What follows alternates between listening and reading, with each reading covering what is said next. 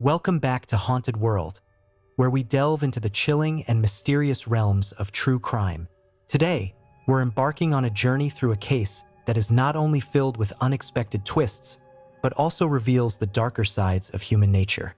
This is the story of Sharon Marshall, a tale woven with secrets, betrayal, and tragedy that feels as if it were ripped straight from the pages of a suspenseful thriller. But rest assured, every detail is rooted in reality. Our story begins in 1975, when a young girl named Suzanne Marie Savakis was just around 5 or 6 years old. She had a mother, Sandra Sandy Chipman, and 3 siblings. At the time, her mother was struggling financially and made a decision that would ultimately change all of their lives forever. She married a man named Franklin Delano Floyd. Floyd presented himself as a caring stepfather, but in reality, he was a convicted criminal with a dark and violent past. He had already spent time in prison for a string of offenses, including sexual assault, attempted kidnapping, and bank robbery. But Sandra had no idea about the true nature of the man she had just married. Shortly after their marriage, Sandra was sentenced to 30 days in jail for writing bad checks. When she was released, she returned home, only to find that her children were gone. Franklin Delano Floyd had disappeared with all of them. Sandra was later able to recover 2 of her children, who had been left in foster care. But her eldest daughter, Suzanne, was never seen by her family again. Franklin had taken her, and from that moment on, he controlled every aspect of her life. For years, Suzanne lived under different names. The most well-known alias she was forced to use was Sharon Marshall. Floyd raised her as his own daughter, moving frequently to avoid suspicion. Despite the horror she was living in, Suzanne, or Sharon as she was known, was incredibly intelligent and ambitious. She excelled in school and even won a full scholarship to Georgia Tech to study aerospace engineering. But she never got to follow her dreams. The man who had stolen her life made sure she would never escape. Instead of letting her go to college, Floyd forced her into a life of crime and exploitation. By the late 1980s, he had relocated with her to various states, making her work as an exotic dancer. He controlled her completely, making sure she could never run away. During this time, Sharon became pregnant and gave birth to a son named Michael Hughes. The identity of Michael's biological father remains uncertain, but what is known is that Franklin Delano Floyd claimed the boy as his own. In 1990, Sharon Marshall was living under yet another identity. This time, she was known as Tanya Hughes. She was married to a man named Clarence Hughes, though it is believed this marriage was arranged by Floyd to further cover his tracks. On April 30th, 1990, Tanya was found gravely injured on the side of a highway in Oklahoma City. She had been hit by a car in what initially appeared to be a tragic accident. However, the circumstances surrounding her death raised many questions. Doctors quickly realized that she had suffered severe injuries before the accident, injuries that suggested she had been beaten. Witnesses also reported seeing Franklin Delano Floyd acting suspiciously near the scene. 2 days later, Tanya Hughes, who was actually Suzanne Marie Savakis, died in the hospital. She was only in her early 20s. At her funeral, Floyd showed up with their son, Michael, but something was off. He barely seemed upset about her death. Instead, he acted controlling and aggressive, trying to prevent anyone from asking too many questions. When people from the community began looking into her past, they made a chilling discovery. Tanya Hughes, the woman everyone thought they knew, did not exist. There were no official records of her before a few years prior. The real question was, who was she? Following Sharon's death, Floyd took Michael Hughes and went on the run. Eventually, the authorities caught up with him in 1994, and Michael was placed in foster care. By this time, investigators had begun piecing together the puzzle of Sharon's true identity. But before they could get answers, Floyd did something unimaginable. In September 1994, he walked into Michael's elementary school in Oklahoma with a gun. He forced the principal into a car at gunpoint, demanding that he drive him to where Michael was being kept. Once they arrived, he took Michael and vanished. The boy was never seen again. Years later, Floyd finally confessed to what happened. He admitted to murdering Michael shortly after the kidnapping, claiming that he wouldn't have been a normal child anyway due to his upbringing. It was a heartbreaking end for the little boy who had already lost so much. During their investigation, authorities discovered that Floyd was also connected to another murder. In 1989, a woman named Cheryl Encomesso, a co-worker of Sharon's at a strip club, had gone missing. Her skeletal remains were later found near a highway in Florida. In 1995, a crucial piece of evidence linked Floyd to her death: an old briefcase containing photographs of Cheryl being brutally beaten. The evidence was undeniable. Floyd was charged with her murder and sentenced to death. It wasn't until years later that DNA testing officially confirmed that Sharon Marshall was actually Suzanne Marie Savakis, the little girl who had been stolen decades earlier.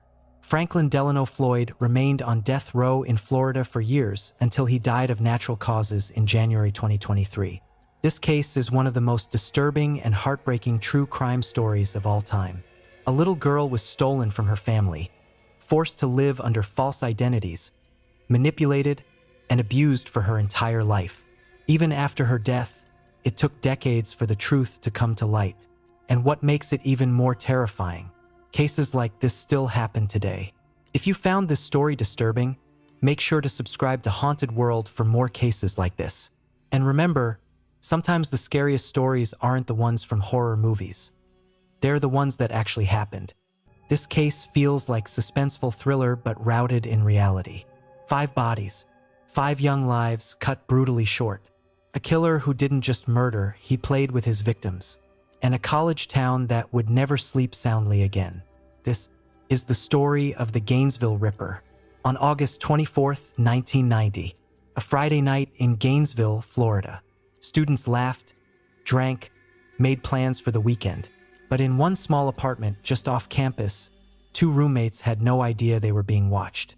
Sunja Larson, 18 years old, bright, ambitious, just starting her freshman year at the University of Florida.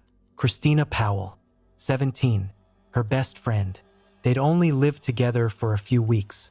They still had unpacked boxes in their rooms. They never saw him coming. The killer slipped in through the sliding glass door. No forced entry, no struggle, just silence. And then, the unthinkable. When police arrived the next morning, they found a scene so horrific, even seasoned detectives froze. The girls weren't just killed. They were posed, displayed, as if the killer wanted them to be seen. And the worst part? He wasn't done. 3 days later, another apartment, another pair of students. Tracy Poles, 23, Manuel Tabawada, 23, friends, just gone. The same method, the same brutality, the same staging. This wasn't just murder. This was a performance. And the audience? Everyone who dared to look. The city erupted in terror. Students fled campus. Parents demanded answers. And the police, they had nothing. No suspects, no motive, just 5 bodies, and a killer who vanished into the night. But then, a break in the case. His name was Danny Rolling, 35 years old, a drifter, a thief, a man with a lifetime of violence trailing behind him. Had been in and out of jail for years. Armed robbery, assault. But this was different. This was something darker, something inhuman. In his own words, he later described the killings as taking their souls. He didn't just want them dead. He wanted them remembered. But pride would be his downfall. When police finally caught him after a botched robbery in neighboring Ocala, they didn't know they had the Gainesville Ripper. Not at first, but the evidence, the DNA, the chilling confessions, it all pointed to one man. Danny Rolling stood trial in 1994. He showed no remorse, no fear, only satisfaction. Judge verdict death by injection. And on October 25, 2006, the state of Florida made sure he never killed again. 5 innocent lives, a killer who walked among them, and a question that still lingers in the humid Florida air. Was Danny Rolling truly alone that summer? Or was there something, or someone, else lurking in the shadows? The case is closed. But the fear. Sunday evening in Sarasota, Florida. 11-year-old Carly Brucia had spent the day with a friend and was on her way home, just a short walk. Nothing out of the ordinary, but someone was watching. And then it happened. A security camera at a car wash captured the last few moments of Carly's freedom. A grainy black and white image, a man in a uniform, approaching, speaking to her, reaching out. And then, she was gone. This is the story of a crime that shook the nation. A case that left an indelible mark on the justice system, forcing us to ask the terrifying question: how many monsters walk among us, unnoticed? February 1st, 2004. Sarasota, Florida. It was a warm evening, a typical Florida sunset casting a golden glow over the streets. Carly Brucia, a bright and energetic 11-year-old girl, was walking home from a friend's house. The journey was short. She had done it many times before, but on this night, something felt different. Unbeknownst to Carly, someone was waiting for her. Someone who had no intention of letting her make it home. Security footage from a nearby car wash would later reveal the horrifying truth. A man, dressed in what appeared to be a uniform, approached Carly as she walked past. He spoke to her, calm, authoritative. Perhaps he pretended to be a police officer, or maybe he simply demanded she follow him. Whatever he said, it worked. Carly hesitated, looked around, then, helplessly, she obeyed. The man took her arm, led her away, and they vanished into the night. What happened next was a nightmare beyond imagination. When Carly didn't come home, her family immediately knew something was wrong. Her mother, Susan Shorpen, called friends, neighbors, anyone who might have seen her daughter. But no one had. Panic set in. The police were contacted. Officers arrived quickly, knowing that every second was crucial in a missing child case. They scoured the neighborhood, knocking on doors, asking questions. And then, they found it. The car wash surveillance tape. What they saw on that grainy black and white screen would haunt them forever. There she was, Carly, walking alone. Then, a man, tall, stocky, wearing a uniform, stepping into the frame. He reached for her, and just like that, she was gone. The video sent shockwaves across the country. It aired on every major news channel. America watched in horror as the final moments of Carly's freedom played out on their screens. Who was this man? The FBI joined the search, working alongside local police. The pressure was on. A tip line was flooded with calls. The blurry image of the man in uniform, his face barely visible, was analyzed, enhanced, and spread across the media. And then, a name emerged: Joseph Smith, a man with a past, a criminal record filled with drug charges, violence, and failed attempts at rehabilitation. A man who should have been behind bars, but wasn't. Smith was no stranger to law enforcement. A drifter, a drug addict, his rap sheet stretched back years. But somehow, despite numerous arrests, he had always managed to slip through the cracks. When officers tracked him down, he denied everything. But the evidence was mounting. Witnesses placed him near the scene. His history of violence made him an obvious suspect. And then a chilling discovery. Carly's lifeless body was found behind a church, discarded like trash, left in the dirt. The nation's worst fears were confirmed. Carly Brucia was gone. Joseph Smith stood trial, facing the full weight of his crimes. The evidence was overwhelming. The surveillance footage, the DNA, the damning testimony. The jury deliberated. The verdict was swift. Guilty. A death sentence was handed down. But for Carly's family, there was no justice, only an unbearable emptiness where their daughter once was. Years passed. Appeals were filed. Smith remained on death row, a hollow shell of a man. And then, in 2022, fate decided his punishment. Joseph Smith died in prison, not by execution, but by illness, a fate far kinder than what he had given Carly. Carly Brucia's story is more than just a tragic headline. It's a warning, a reminder that predators walk among us, hidden in plain sight, that the justice system sometimes fails to keep them behind bars. Carly's face, frozen in that grainy surveillance footage, is an image burned into history, a haunting reminder of innocence stolen. We tell these stories not to instill fear, but to ensure that the past is never forgotten. Because the monsters, they're still out there, and they're waiting. Dorian passed away in 1993. Her friends began sorting through her belongings. But what they found in her closet wasn't just costumes or memories. It was a mummified body hidden for decades. A man, a mystery, a crime. Who was he? Why was he there? And what really happened behind Dorian Corey's closed doors? Was it self-defense, revenge, or something even more sinister?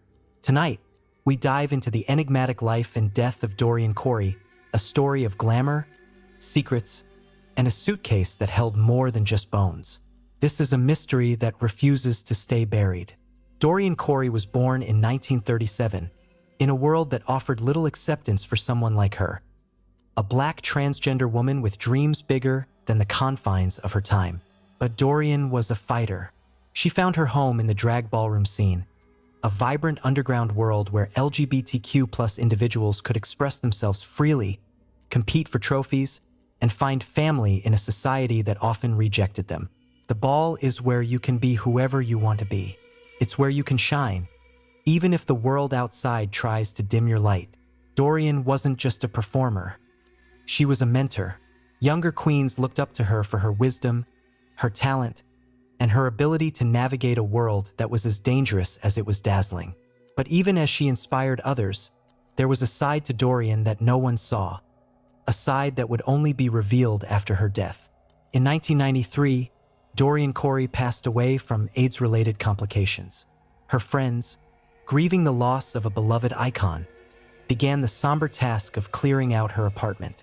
Among the sequined gowns, feathered headdresses, and boxes of makeup, they found something that would change everything. A suitcase tucked away in the back of her closet. Inside the suitcase was a mummified body, preserved by the dry, cool conditions of the apartment. The body was later identified as Robert Worley, a man who had disappeared in the 1960s.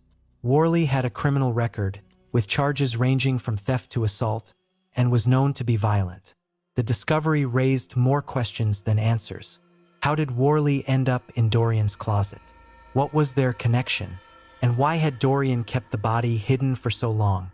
The case of Dorian Corey and the mummified body has sparked countless theories. Some believe that Worley was an abusive partner or someone who posed a threat to Dorian, and that she killed him in self-defense. Others speculate that Worley may have tried to rob or harm her, leading to a violent confrontation. There are even whispers that Dorian may have been involved in a deeper, more sinister plot, though there is no evidence to support this. What is clear is that Dorian lived in a time and place where violence against transgender women, especially black transgender women, was all too common. If Worley had threatened her, she may have felt that she had no choice but to protect herself. Forensic analysis of the body revealed that Robert Worley had been shot in the head, likely in the 1960s.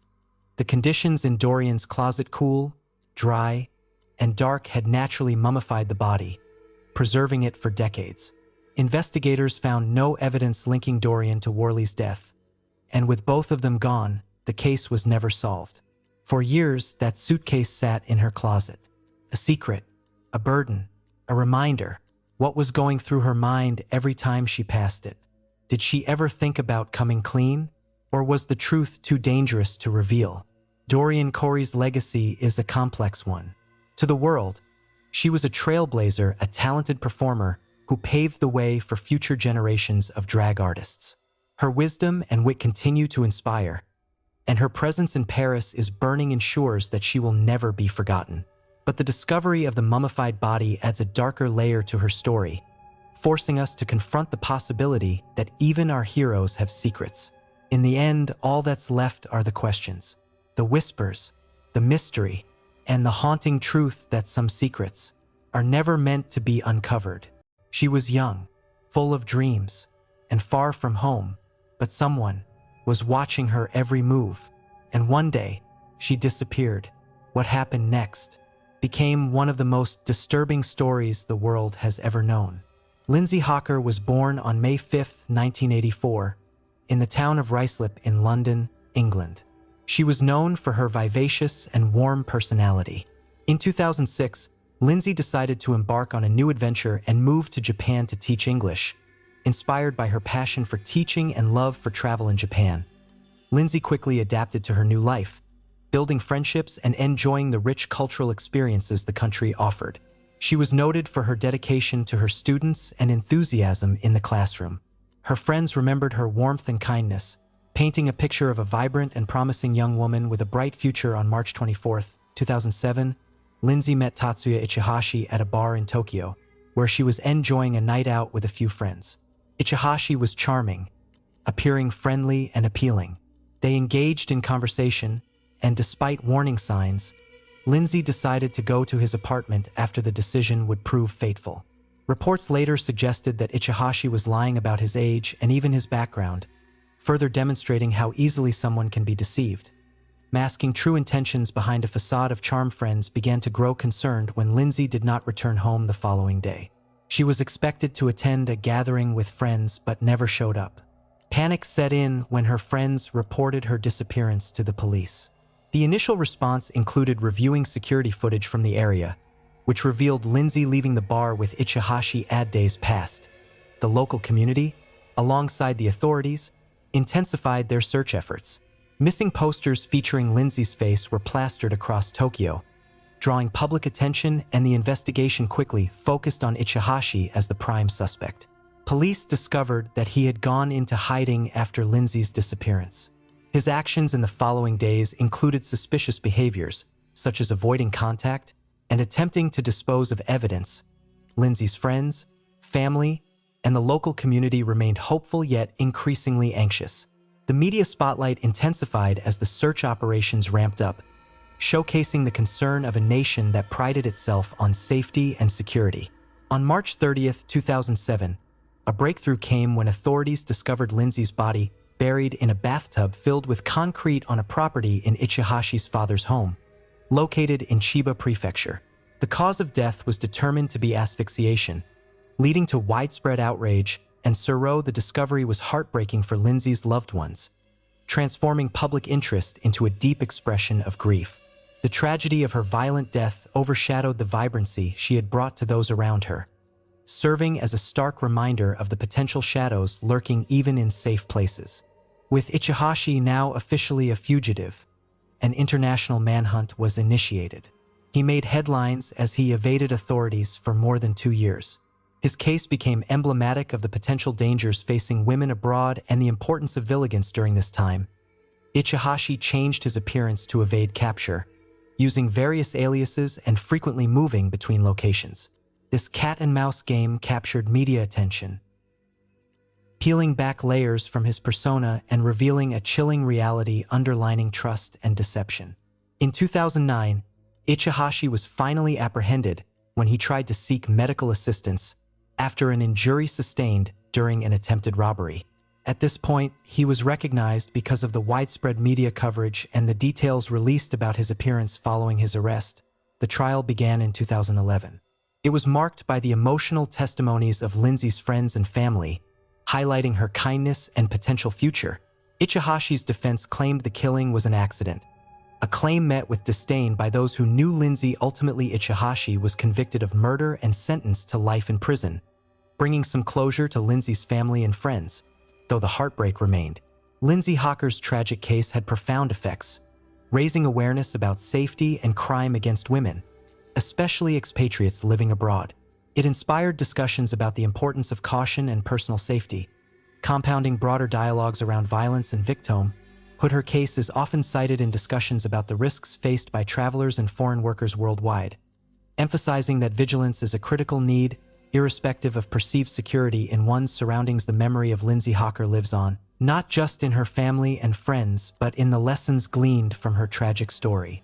The life and untimely death of Lindsay Hocker remind us of the fragility of life and the importance of vigilance.